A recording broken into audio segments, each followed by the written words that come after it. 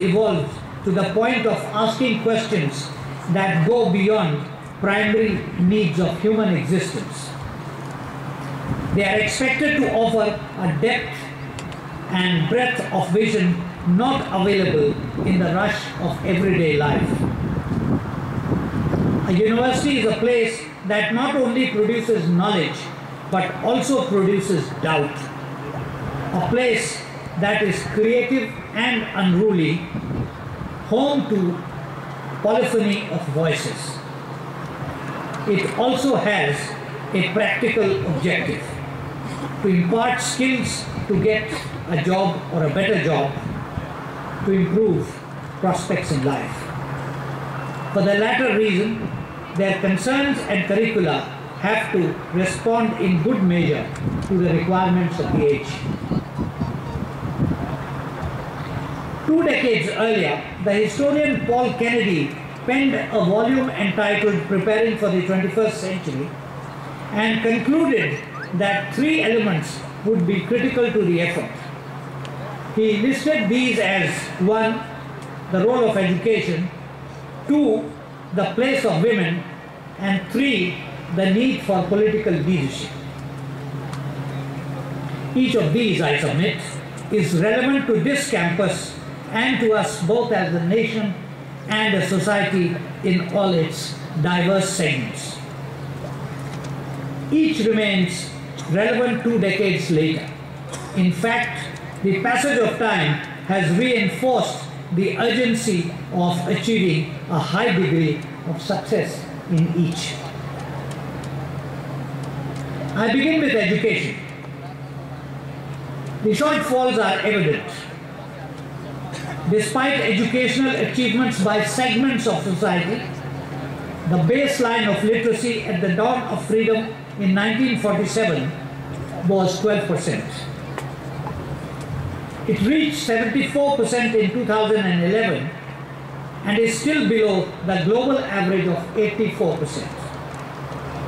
Inscribing the right to education as a fundamental right and the Freedom of Information Act of 2009 has certainly enhanced enrollment, but is yet to translate itself into quality education.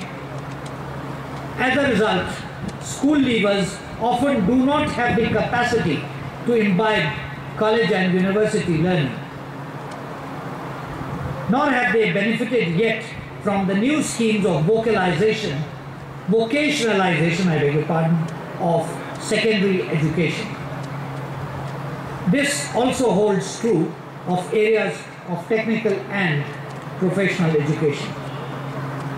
Picture is adequately reflected in the various employability assessments in the public domain, as also in the modest quantity of scientific research emanating from institutions of higher education and research.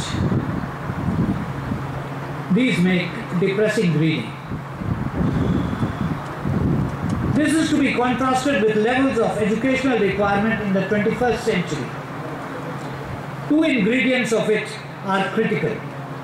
The first relates to globalization of standards, and the second to the upgradation of skills. Both need a level of teaching and assessment that should be comparable or nearly comparable to the best in the world. Both, I submit, are lacking in our institutions of higher education today. Why have we come to such a pass? One reason is the conversion of our universities into degree awarding machines for the benefit of youth who do not receive sufficient guidance on career options at the school leaving stage and therefore drift through a degree course aimlessly. The other reason, linked to the first, is the lack of focus on quality teaching, on evoking the interest of students in subjects of their choice, in encouraging them to explore its dimensions, and in inculcating the habit of thinking for themselves.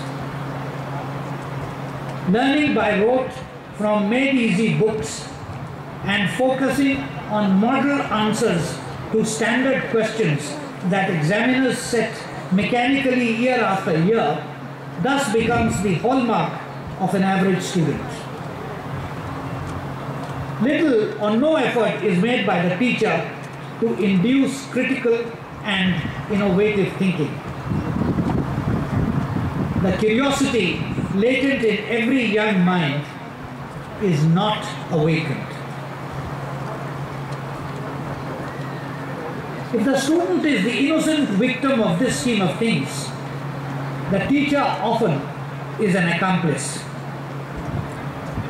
In an essay on the functions of a teacher, Bertrand Russell had written that no man can be a good teacher unless he has feelings of warm affection towards his pupils and a genuine desire to impart to them what he himself believes to be of value.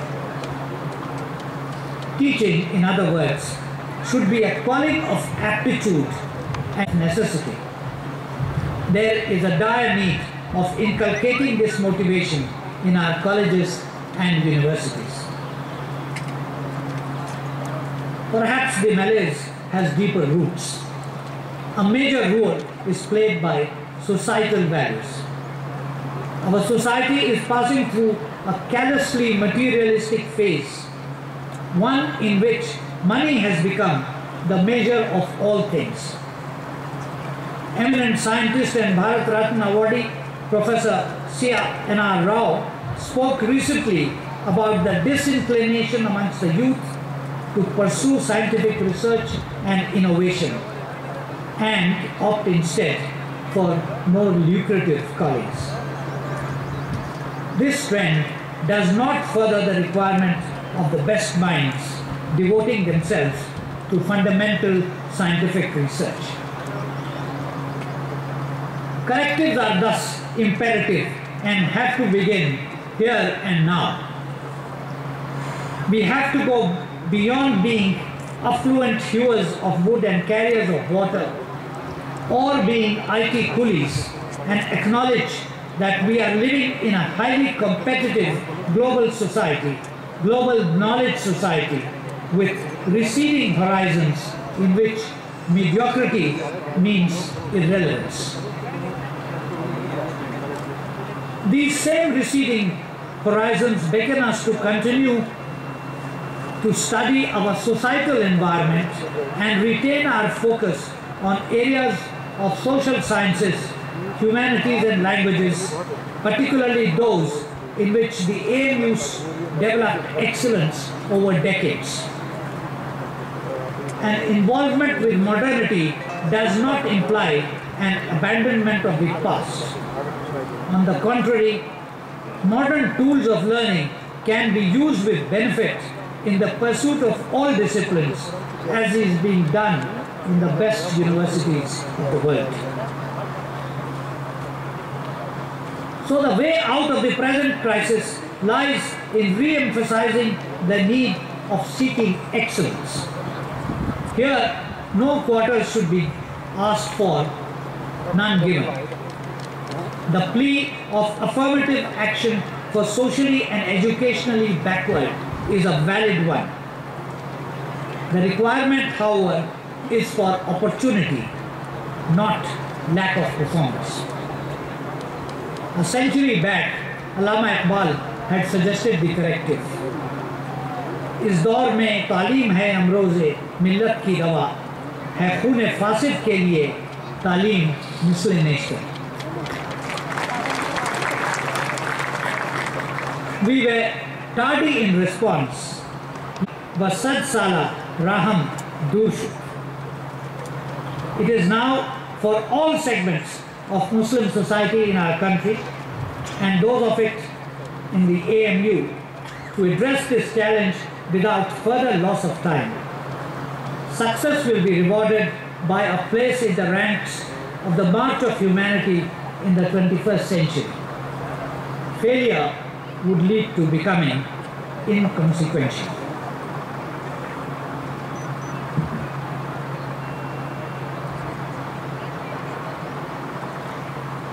Human endeavor friends, do not take shape in a vacuum.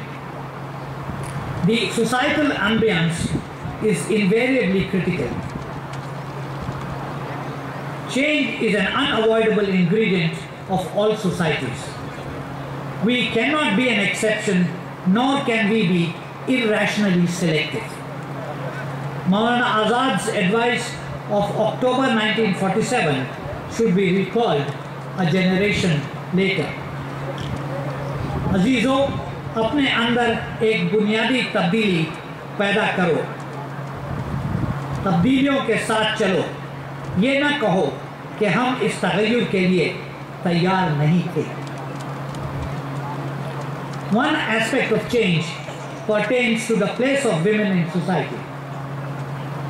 It is inextricably linked both to education and to the dead weight of history and social custom.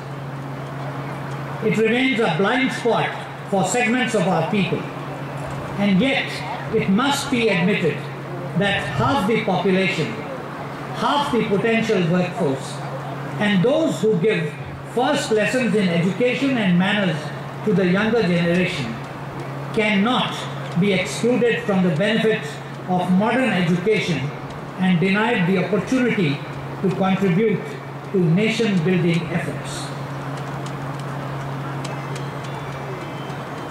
The Constitution guarantees equality to all citizens and prohibits discrimination on grounds of sex. Despite this, attitudes and practices, particularly in regard to education and participation in workforce, both of Muslims in general and Muslim women in particular, persist. The Sacha report of 2006 and subsequent studies quantifies this in ample measure. The gap between the present levels and the national average needs to be bridged at the earliest. The Muslims of India, in their self-perception, prioritize their problems: physical security, education. Each of these is within the ambit of affirmative action. Some positive steps have been taken, more remain to be done. A younger generation, confident and assertive, seeks the right to equality and its share in decision making. The dead weight of tradition, poverty and communal politics has resulted in Muslim women facing three handicaps. These relate firstly to literacy, secondly to economic power resulting from work and income, and thirdly to autonomy of decision making. The net result is a pattern of structured disempowerment. There is nothing in the tenets of faith that permits it. On the contrary, rights and obligations are equally enjoined. Social customs usually represent the crystallization of occasion-specific requirements. They are neither sacred nor immutable. Experience of other traditional societies shows that practical correctives can be introduced without transgressing values. Aligarh, where the first steps were taken in the year 1906 for the education of Muslim girls, must now help realize the 21st century targets of gender parity. The same holds for political leadership. A citizen, by definition, participates in civic affairs and should be allowed to do so. I recall what I learnt as a student in this institution. Pericles in ancient Athens said that ordinary citizens are fair judges of public matters, and that instead of looking on discussion as a stumbling block in the way of action, we think it is an indispensable preliminary to any wise action at all. The validity of this for our world of universal adult franchise is evident. the deepening of the democratic process within our polity, and the emergence or crystallization of local, regional and sectional demands compels both a wider understanding and a conscious development to reconcile and accommodate competing requirements within the ambit of the Constitution. The political churning currently underway is perhaps also part of a global turmoil induced by rising expectations and globalization of values, and facilitated by the revolution in communication techniques. The civic training of young citizens, therefore, has to begin early and should be facilitated in educational institutions. AMU's annals record the names of freedom fighters and public figures baptized on this campus. By the same logic, freedom is not synonymous with anarchic behavior or arbitrary demands undermining the very purpose or ethos of the institution. At the same time, the right to associate has to be within the limits of public order, decency and morality. Those who wrote grammars of democracy in earlier or modern times did not visualize anarchy as a valid option. Ladies and gentlemen, an important aspect of this university's ethos is its assertion of identity within the framework of diversity that characterizes modern India. Both are critical ingredients, both are cherished, both bestow a uniqueness that encapsulates 1,000 years of history of the Indian subcontinent. Both require careful navigation through treacherous rapids characterized by assimilative urges on the one hand and isolationist pressures on the other. Any discourse on identity needs to begin with the ground reality. Ours is a plural society, a secular polity, and a state structure that is democratic and based on rule of law. Plurality is thus an existential reality. Each ingredient of the mix is important. We steer clear of notions of assimilation and adaptation, philosophically and in practice. Instead, the management of diversity to ensure the integration of minds and hearts is accepted as an ongoing national priority. By the same token, every citizen has to contribute to segregation, seclusion, or self-imposed isolation is uncivic and a transgression of the spirit of a plural society. The objective is and should be to go beyond tolerance of the other and move towards acceptance of those who may be different. It would bring forth, in the words of the Canadian scholar Will Kimlicka, three interconnected ideas. One, repudiating the idea of the state as belonging to the dominant group. Two, replacing assimilationist and exclusionary nation-building policies with policies of recognition and accommodation. And three, acknowledging historic injustice and offering amends for it. This imposes obligations on the state to promote equal treatment. This is enshrined in our Constitution. The challenge is to universalize and deepen its implementation. The duty of the citizen is to be a participant in the process, assist it, and actively seek his or her rights. ये बज़्म में मैं है या कोताह दस्ती में है महरूमी, जो बढ़ के खुद उठा ले हाथ में हीना उसी का।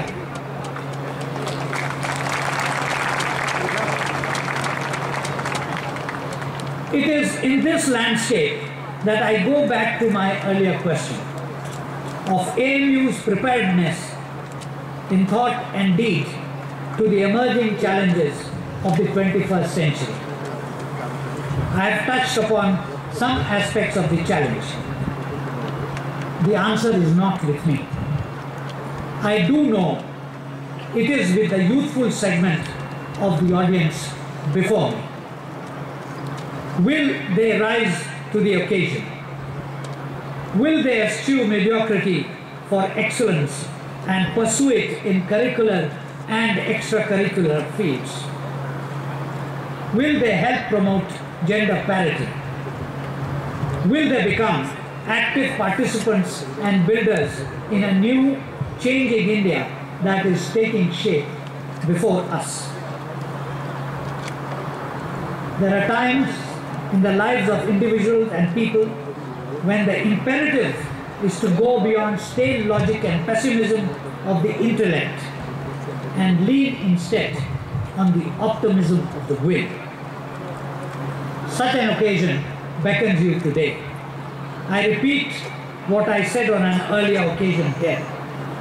अगर अफलाक के तारे तोड़ने हैं तो परवाज़ की ताकत पैदा करनी होगी। सिर्फ गुफ्तार काफ़ी नहीं है। I wish you and remind you of what a poet of our times had aptly said. देख जिंदा से परे रंग चमन शोर बहार, रक्स करना है तो फिर पाँव की जंजीर न देख।